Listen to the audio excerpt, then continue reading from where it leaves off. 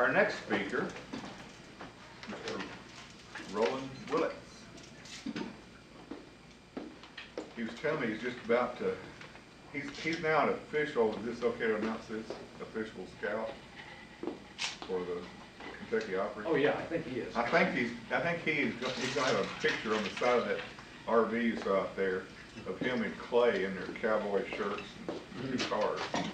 I don't know if he can play one or not, but anyway. Roland travels all the country. I think he lives in California sometimes. He lives in Michigan sometimes, or someplace up there. He's got a daughter and son-in-law here, or daughter and son-in-law here. And so he comes through Paducah a couple of times a year. And we might even get him to join our club.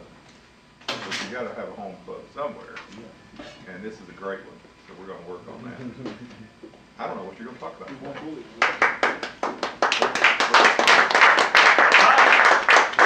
About the hat. About the hat? Yeah, we already have the green screen up, and we're doing that, so I'm gonna skip the. Okay. I'm gonna skip the camera. That'll be good. Mr. Roland Willits, world-renowned storyteller, the hat. The hat. Well, I was gonna tell about a bully story, but then you blew it. Sorry about that. Don't be inflammatory Nah, I about can't, the yeah. fire. Yeah, it must have been an inflammatory conference. Yeah, he probably talked a lot of bullying. But anyway, about hat. Well, hat here,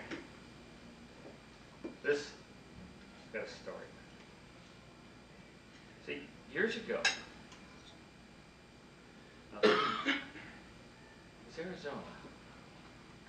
Yeah, we went to a dude ranch. Well, I was going to this dude ranch, so man, I wanted to look slick. So I went down to the Cowboy outfit in San Francisco. But it was a pretty good place. And they had this Stetson that was about this high. And man, that was a cool Stetson. And I got it with black. This wonderful band. I said, man, I want that. I'm gonna look good at that dude ranch. So I got this wonderful, wonderful black hat. We went to the dude ranch, and I did have a cool hat because the fellow that takes care of the corral, I says, Terry, his name was Fred something. She says, Wranglers only have one name. She's from Texas. She said, oh, one name, okay. Wow, Fred was a cool guy. But he would take all these guests out, and he'd put them on horse, he'd get them all right, and he'd made this one great, fantastic rule.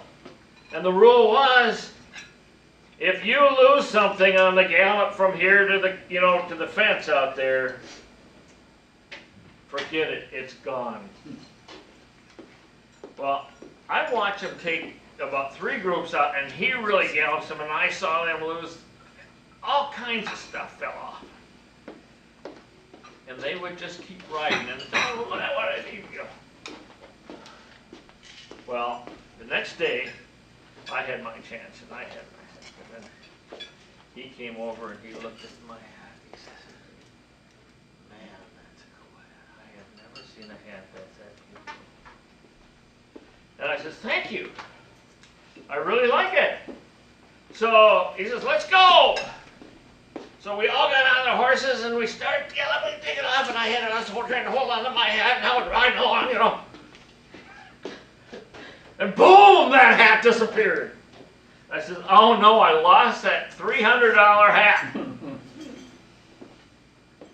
And we went another 30, 40 yards, and all of a sudden this horse sails in front of us, and Fred goes up and said, stop! And we all had to stop. He says, you're just giving. So he rolled back, he got off, he went down and he picked up that Stetson. And he got back on his horse and he came and he says, sir, you just can't lose this. It is so beautiful. So we had an exception. Well, that night, I talked to Terry, that's my lady, And I said, sweetie, that guy loved that hat so much, and I might have lost it.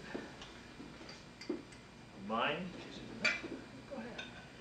Next day I went up and I went down to Fred, and he had this really old outfit on, you know, leather and everything, and he was just working with a horse. I said, Fred, you were so cool. I took off my hat and I said, here's a present for you. And I handed him that $300 vest, and he just had his mouth open. Yeah, man. He said, I have. Go to church now. Thank you, sir. Man, he just loved that hat. That hat disappeared, I never saw it again. But I knew it was there on Sunday. Well, I was without a hat, but I saw these Wrangler's hat when I was there. I said, man, I want a Wrangler hat. Well, Terry's a Texan and a cowboy. But I wanted a hat. I wanted an old hat, and I kept every time we'd see a, you know, sale or one of the swapping shops on the side of the road, I'd pull over and I'd secretly look for a hat because I'd spent $300 and I gave away one.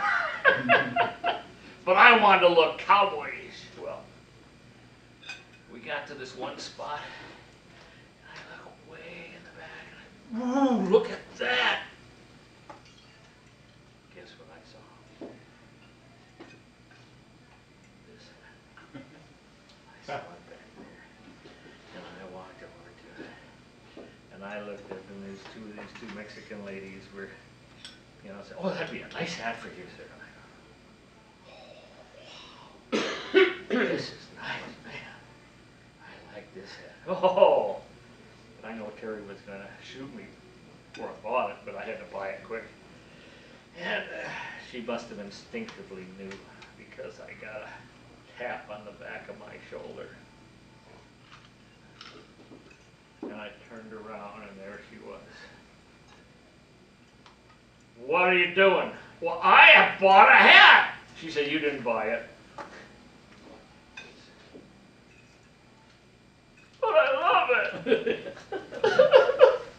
Found out the best technique for getting something from a woman is crying. They can't handle it. You're right there. So I said, "Look at it." She says, "It's leather and it's hot. You're going to sweat like heck in it." I says, "But I love it." She looks at these Mexican ladies and says, "Sale! $7." I love this hat.